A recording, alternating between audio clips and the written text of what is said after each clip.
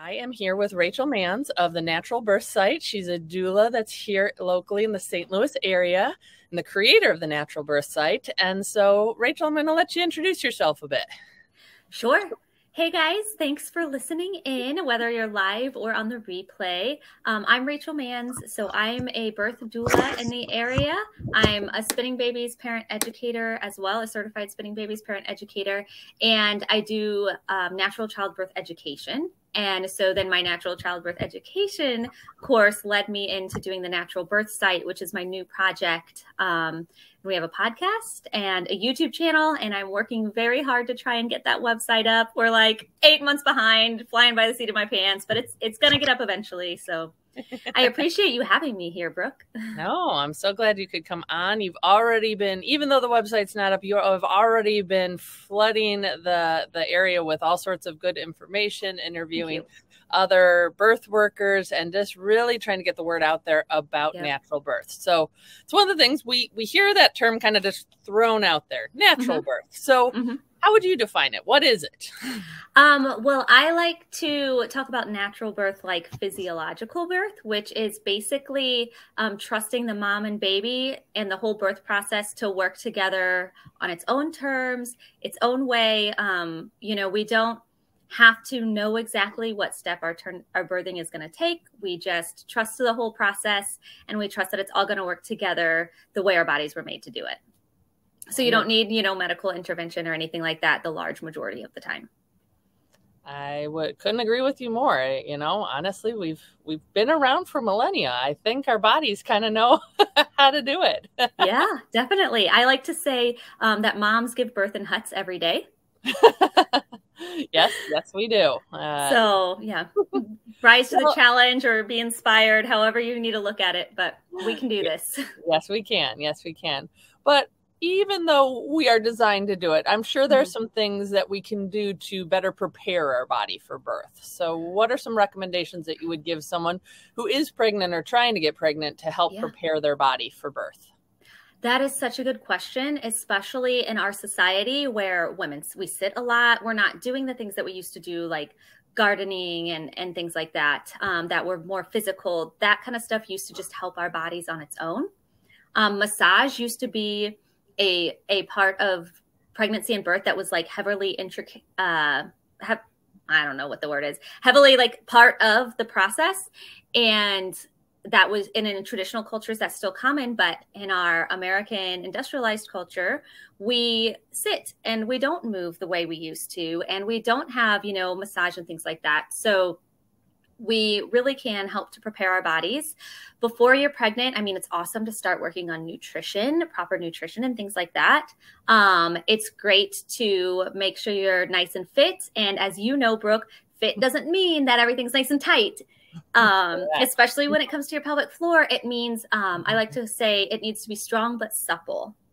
Yes. I love that phrase. Yeah. And so, working on your pelvic floor is a great place to start because it really affects the way the baby is positioned in the womb. It really affects pushing and things like that. Then we have other exercises like, Spinning Babies has their 3 balances that they recommend moms do. So that includes a side lying release, a forward leaning inversion, and the jiggle. And so we're called the jiggle. I know the jiggle. I was so hesitant about that exercise when it first came out. And then I was able to practice it and had someone practice on me and realized it's amazing. And that one's awesome because it's addressing your fascia, which, that's a term that not everyone's familiar with, but it's all that connective tissue in your body. So, addressing the pelvic floor, addressing the fascia, addressing all of your muscles as well through massage and a lot of those exercises, addressing your nervous system and your spine and everything through Webster certified chiropractic care is another awesome step. And then there are other little things, proper exercise. So, the Moms Made Strong group is great for that. Prenatal yoga is great. Maya abdominal massage and things like that. I could probably keep going, but Wonderful. Yeah. And going back to what you had said in the beginning here about the pelvic floor needing to be strong and supple, we can't tell you how many patients who we see during their pregnancy come in thinking that their pelvic floor is what's going to push the baby out. And it's like, oh no. No. Like that actually just needs to relax and stretch out. Like, yep, it will help guide your baby. Push comes from. Right. Yeah, it will help guide your baby, but your uterus and those muscles get to do the pushing. Oh yeah. Well, what are some other things that a woman might experience in her pregnancy that will affect her birth? Oh, goodness. That's kind of a loaded question. But I mean, things like, if you have been in a car accident or you are during your pregnancy, that can really throw off your body. So you really need to address the muscles and fascia and things like that. And even your,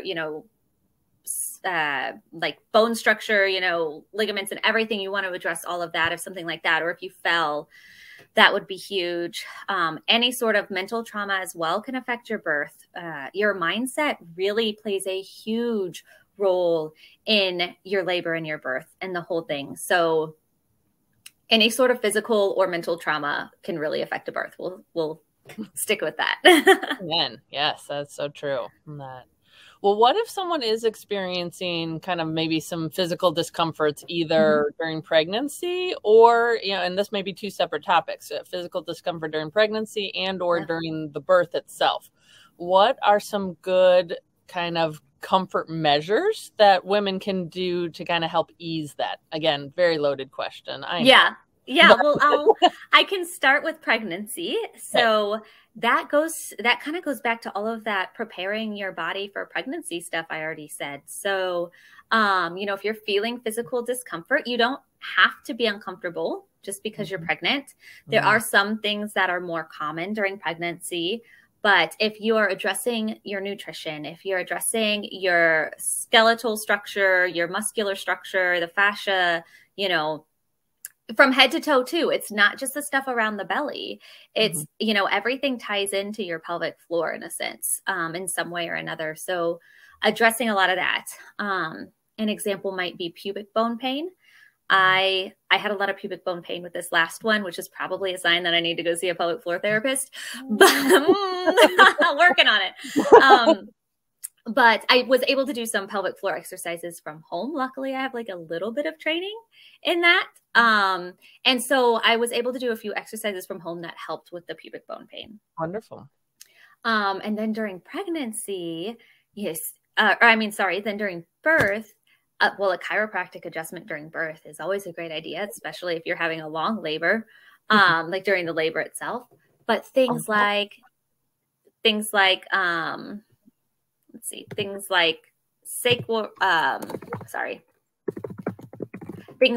hip squeezes, sacral counter pressure, essential oils, just positive words of affirmation, which is huge. That goes back into the mindset thing I talked about. And then position change, obviously, like if you can, if you are able to change positions, which is hard to do with an epidural. So, one more reason to go natural, but position changes and using gravity can make a huge difference in a labor and your comfort, but not just your comfort, like in the speed of things and your body's ability to birth a baby, no matter what their size is.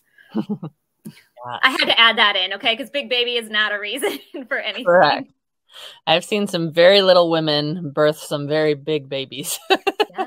Yeah. I mean, I'm like 5 feet tall and, 90 to 100 pounds. And my youngest was 8'3", which isn't huge, but for how little I am, a lot of people were surprised about that.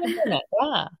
Now, you've commented on mindset and mental aspects a lot already in our conversation. And so tell me a little bit more about how mindset and knowledge and that plays into a woman's birth.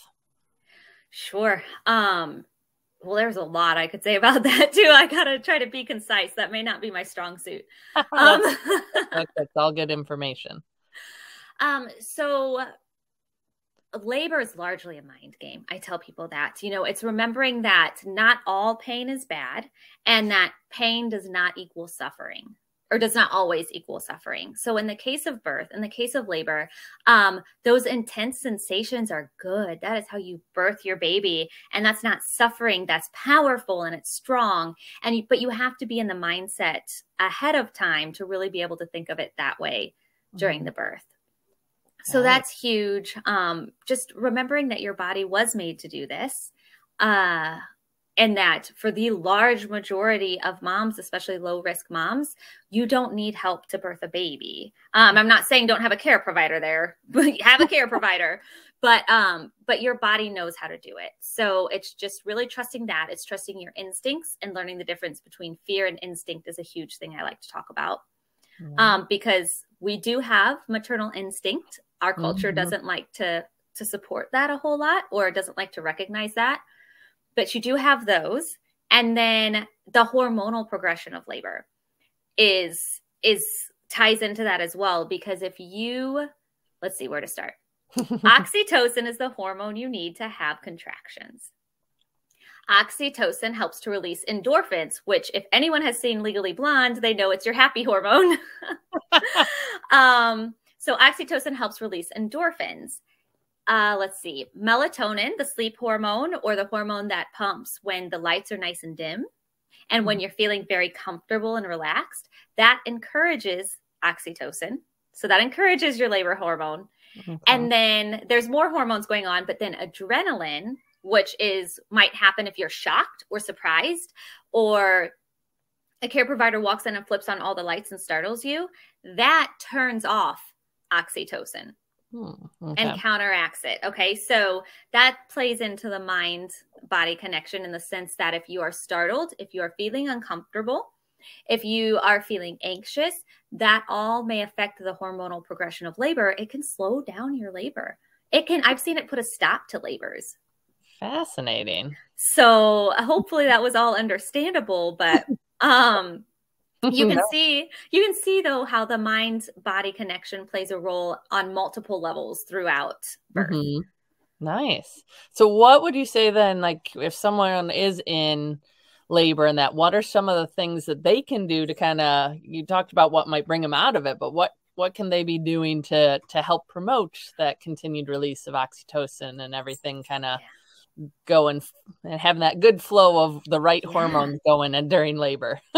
Well, the first thing is making sure you have a care provider that you're truly comfortable with and that you know is on the same page as you. So just because your care provider is nice doesn't mean that they're on the same page as you. It doesn't mean that they're good at natural birth. So you want to make sure that you find someone that is known for being supportive of natural birth and known for being low intervention unless it's necessary. So that's the first place to kind of start, because if you have someone who is trying to intervene constantly and you're having to constantly say no, then that's going to pull you out of that good hormone flow because you risk that adrenaline kicking in. So, but if you're comfortable and everyone's on the same page, then your oxytocin is going to be able to keep flowing. Having a really good support partner. So really, I kind of recommend 2 support people, because the husband, the partner, the wife, boyfriend, whatever, they can only do so much. They are there and they want to be a part of the process, and this is their baby too. So you kind of need another person to give them a break when they need it, to be a slightly more, objective, subjective, like, looking at it from the outside. So you want a good support person there who's also going to understand kind of what's going on, so you don't have to stress about it. So that's going to help keep you in a good space, in a good, so like a person like that might be a doula. That helps to keep you in a good headspace. And then dimming the lights. I have little battery powered candles that I use for ambiance, because it brings that quiet, that calmness, that relaxation that helps melatonin to flow, which helps oxytocin to flow. Feeling supported, feeling safe, feeling comfortable. All play a role, as comfortable as you can during birth, All right. And so I want to actually have you take a moment to talk a little bit more about being a doula and how you can kind of support and this is going to sound really odd, but I'm going to mute my microphone for a minute because I don't know if you've seen me moving around, but I have my dog at my foot and it's cornered my cat in a corner, and they're trying to start a fight and I'm trying to stop them. So I'm going to take myself off the screen and mute, but I would love for you to talk about how a doula can help in that role with people. And I will be right back. Sounds good. So doulas, our first job is to support the mom no matter what. Our job is to, then next, I would say, is to, or maybe tied with first, is to provide education. So we want you to know all of your choices, not just the choices your care provider is comfortable with, or not just the choices the hospital is comfortable with.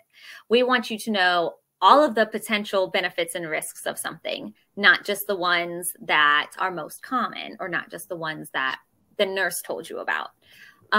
We want to help teach you to trust your body and to trust the process. And doulas are not just for natural birth. I have had several clients who had an epidural, and I had one who had a cesarean who chose that, and I was still able to be there and support her. So, you know, but we still want to give you that education, and we still want to make sure that your wishes are respected, that your rights are respected. So that's our number one priority.